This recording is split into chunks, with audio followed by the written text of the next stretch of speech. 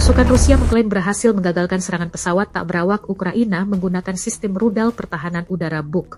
Menurut keterangan grup Vostok Rusia, target udara terdeteksi sejak dini oleh radar pertahanan yang kemudian langsung mengarahkan penembak untuk melakukan pelacakan. Setelah sasaran terkunci, rudal diluncurkan dan menghancurkan drone yang terbang menuju area operasi Rusia.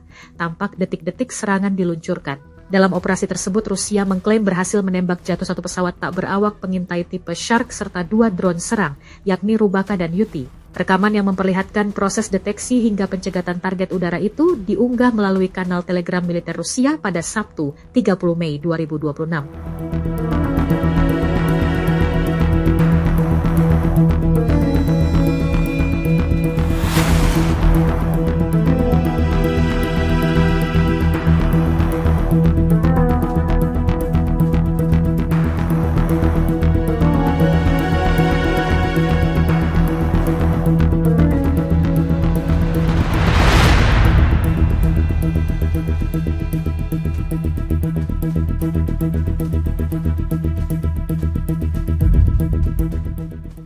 Download Tribun X sekarang, menghadirkan lokal menjadi Indonesia.